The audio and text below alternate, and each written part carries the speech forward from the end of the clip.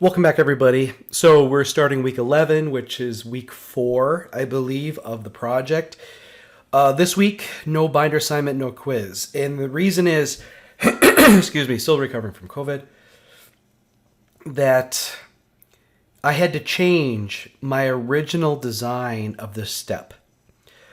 I recorded like an hour-long video last week, and I didn't like what I found. It just wasn't as complete. It wasn't as representative as it should have been.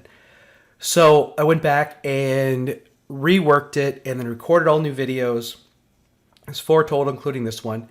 So here's what it was supposed to look like. We were going to look at the class code and look at the priorities, which, if you recall from this past week, was 9040 and 8833.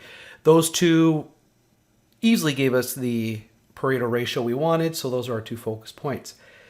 And what we're going to do is, copy, the last thing we had done over with the outliers removed, and remove all the claims that are not, we'll start with 9040. Remove all the claims that are not 9040. So that's all that's there. All of the tables down below that you created last week self-populate, and then we just have to create a couple scatter plots in order to get a future number, and then we can fill in the blanks. We can estimate what the future is. We can also, here, look at here, it was 1 and 2 when I did this years ago. And then we would fill out this table here. We'd have an estimated loss based on a return on investment, and we report some other stuff. It didn't work that way. I had to change it up, and I'm glad I did. It was a lot of work. It was frustrating, really difficult to do while I had COVID brain. But I like the outcome, because what we're basically going to do is for each class code and cause, and I'm going to call these priority sets. Excuse me for a second.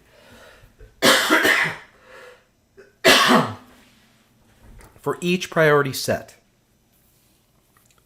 we're going to evaluate both with and without outliers. I've never really done that before, but I think it gave it a clearer picture. So let me just show you real quick what it looks like. Here's the new table we're going to be filling out. And we're going to have the table values for the priority set with outliers, without outliers table set, figure with, and figure without. So we're going to basically have 4 options to choose from for our estimated 2023 loss in order to calculate a requested investment. Based on the 2 trends, so this is trending up, this is trending down, so it could be as high as 190,000. It could be as low as 15,000. The annual averages are 90,000 and 48,000. The 48,000 doesn't include $127,000 in outliers that have been removed for that too. Based on this, I feel most comfortable with estimating the 2023 for, and this is for class code 9040, resident patient handling, I think is what it's called, of $48,000. Because we're not including this amount, it's half of what it is with outliers in. With outliers in, the estimation is trending up is going to be 190,000. So it's a conservative estimate of what the loss will be. And you're going to do this same exercise 6 times total. 3 for 9040, 3 for 8833. I do it all in the videos. You can see what all the numbers are. But this is what we're working toward versus versus what we used to work for, which was this here. A lot of the same information. It's 4 different looks, and I like that better. I think it's more honest. And not spending so much time looking at the average cost, because it doesn't mean anything. I explained to you it didn't. I gave you the proof, and then here I used to report it so much. I'm not going to do that. Next week, all we'll have to do is fill in this table, but this table is going to look different. I'm going to alter it so it will express, again, by overall set priority. So class code and cause code.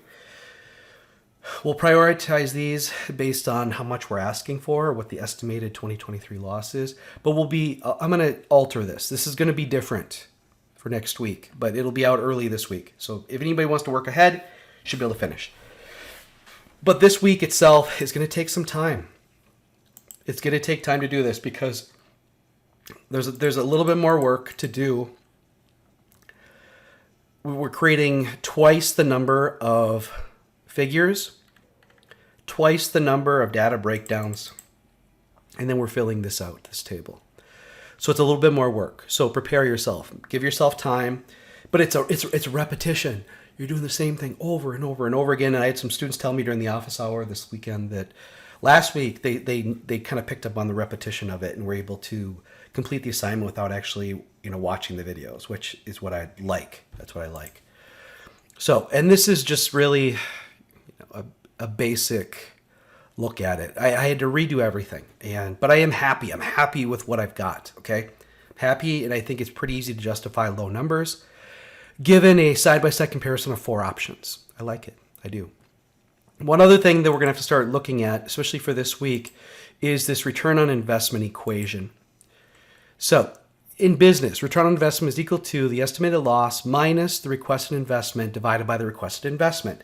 Sometimes it is the expected benefit minus the expected cost divided by the expected cost. That's the general equation. And profit margin, it's the same calculation. Amount made, amount spent. As long as the estimated loss is greater than the requested investment, that means you'll have a chance to recover those initial funds that you're asking for. For this assignment, we are calculating an estimated loss, a 2023 loss. We have to calculate what the requested investment is against an assumed ROI. The assumed ROI for the project is always 25%, which means after 1 year, you'll gain back the original investment plus a 25% increase, or putting 25% profit on that. Okay? So here's the equation. What I did is remember algebra, everybody? Multiplied both sides by requested investment. If you do one thing to one side, one to the other, it's 1 to 1. But it allows you to solve. So that cancels out the bottom. So I've got ROI times requested investment is equal to estimated loss minus requested investment. So basically just cancel that out, brought it over here. Then what I did is I subtracted the requested investment from this side and that side. Or added. So that would cancel it out and add it. So I've got requested investment plus ROI times by this. So this goes here. And this is just sitting here. And then what I did is I factored out requested investment. So it's requested investment times 1 plus ROI is equal to estimated loss. And finally, the thing we were solving for, the requested investment, is equal to the estimated loss divided by 1 plus ROI. So when you enter an equation into this requested investment square, we go equal, click on the cell where we're going to type in the estimated loss. It's going to be one of these 4. Divided by the quantity 1 plus, and then you click on the ROI, because that could change. Hit return. Now, when I enter in a number here, let's say it's 10,000, the requested investment is $8,000. Do you see how that works? Pretty straightforward. I'll be doing it in the video too. I just wanted to show you that. Going back to the page here, again, this week. I'm sorry, we're doing this right now. So you just finished week 10, week 11. We're going to be doing the where and what caused. Again, I had to update it. And in the video, I actually did part of the assignment for you so you can look at it. And what I'd like you guys to be doing is maybe thinking about how it's going to be presented in the results section. It's good to be thinking about that now. And so in the example, what I do is I actually create the subheadings for the results section and where you can start inserting it. The big thing is I really need you guys to be focusing on the presentation of your tables and figures. They need to be labeled. They need to be clean and clear. And be able to fit on a page and not be cut off or pushed off to the right or the left. Got to work on that this week. So that's really what we're focusing on.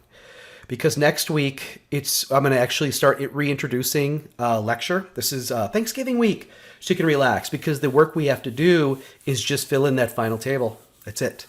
That and do the housekeeping for your Excel document, because then that'll be due a week later. That's where we are right now.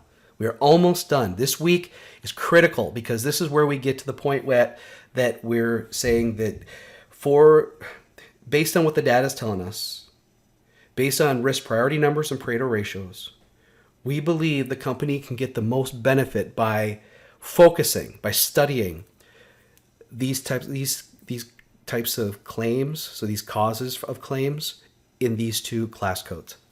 And then I also look into the jurisdiction and the location and give you some insight.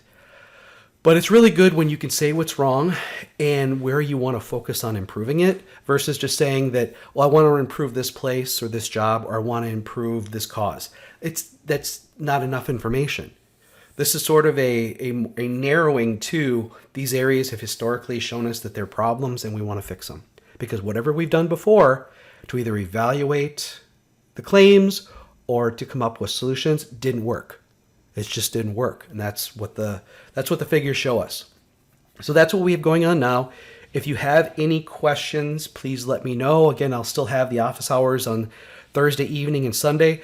I probably will not be having them during Thanksgiving week unless you guys request it. But yeah, so good luck this week. Again, give yourself time. It's very redundant. It was difficult for me to do on video. When I got off video, it went so much faster. It's a lot of repetition and then getting to that point where it's like, okay, now which of these 4 estimated 2023 losses should I use? It's always going to be one of the lower numbers, but it's based on the figures, the way it's trending, and overall what is a safe ask to management, so we're assured we can meet that return on investment promise. All right, good luck, everybody.